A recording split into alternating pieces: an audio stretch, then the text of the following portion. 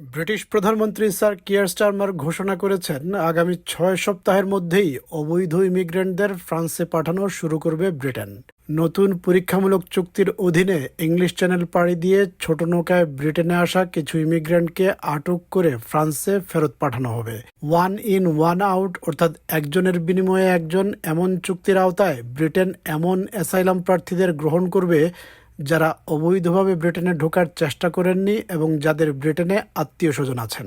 Now, the one-in, one-out plan proposes that for each migrant the UK returns to France, another migrant with a strong case for asylum in Britain will come the other way.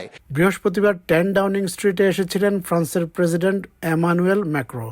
Lal carpet, কূটনৈতিক হাসি, ক্যামেরার জন্য pose সবই ছিল, কিন্তু সবার মনে মূল প্রশ্ন একটাই, এই আলোচনায় যা চূড়ান্ত হবে তা সত্যি পারবে ছোট নৌকায় আগত ইমিগ্রেন্টদের সংখ্যা কমাতে?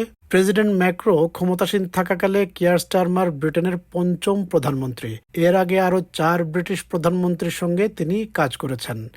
ইংলিশ চ্যানেল দিয়ে ছোট নৌকায় ইমিগ্রেন্টদের ব্রিটেনে প্রবেশ শুরু হওয়ার পর থেকে তিনি ফ্রান্সের প্রেসিডেন্ট হিসেবে দায়িত্বে রয়েছেন।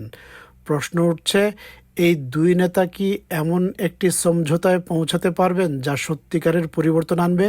এক যৌথ বিবৃতিতে দুই নেতা ঘোষণা দিলেন, পরিস্থিতি আর আগের মতো চলতে দেয়া যাবে না। অবৈধ ইমিগ্রেশন রুখতে এবার নতুন কৌশল নেওয়া হচ্ছে, তা আগের যে কোনো সময়ের চেয়ে বেশি দৃঢ়তার সঙ্গে। Good morning, everyone, and welcome to London. The situation in the Channel cannot go on as it is.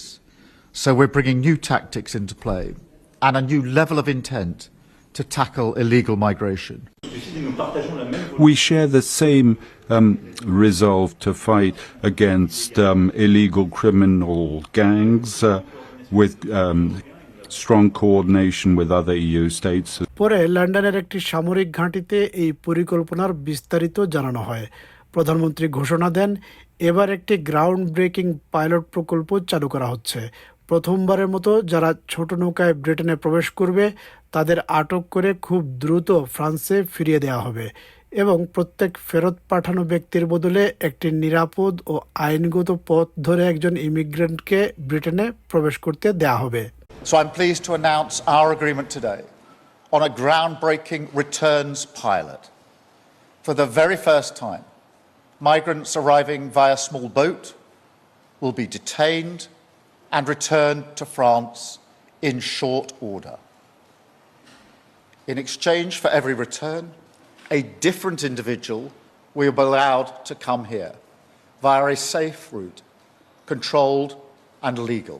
And I'm totally committed to make it work because this is clearly our willingness and our common interests. And this pilot project, I wanted to insist on one point. This is a deterrence effect. সমালোচকরা বলছেন, এই পরিকল্পনা আসলে শুধুই এক প্রকার বদলাবদলি।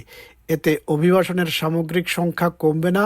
This is a scheme intended to break the model and to make it clear that if you cross in a small boat, then you'll end up where you started.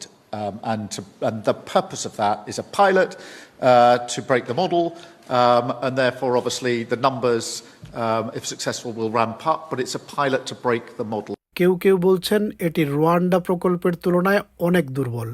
ওই প্রকল্পের মাধ্যমে বছরে 200 জন অভিবাসী রুয়ান্ডায় পাঠানোর পরিকল্পনা ছিল, যা অনেকের চোখে বড় ধরনের সতর্কবার্তা ছিল। Yes, the Rwanda plan would have been a much better deterrent. It's not clear that this is a deterrent at all. It feels like just a swap. It's not bringing immigration down. And actually the pilot that they're testing is going to be more like 17 in and 1 out. That's not good enough. ফ্রান্সের president Emmanuel ম্যাক্রোর Britain সফরকালে বৃহস্পতিবার Nigel ফারাজও একটি নৌকায় English চ্যানেলে অবস্থান করছিলেন।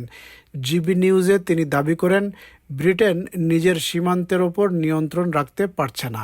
By the French Navy, and behind us we have Border Force sitting on waiting for the handover. নতুন পরিকল্পনা নিয়ে এখনও বহু প্রশ্নের উত্তর মেলেনি। ব্রিটেন থেকে ফেরত পাঠানো ব্যক্তিদের ফ্রান্সে কিভাবে সামলানো হবে বা এই বিনিময় পদ্ধতি কতদিন চলবে, সব কিছুই স্পষ্ট নয়। তবে শেষ কথা একটাই, এই পাইলট প্রকল্প কি মানুষকে চ্যানেল পাড়ি দিয়ে আসতে নিরুৎসাহিত করতে পারবে? সরকারের আশা এটি চলমান মডেলকে ভেঙে দেবে, কিন্তু আদতে এটি কতটা কার্যকর হবে তা সময়ই বলে দেবে। It's an idea being launched into uncharted waters.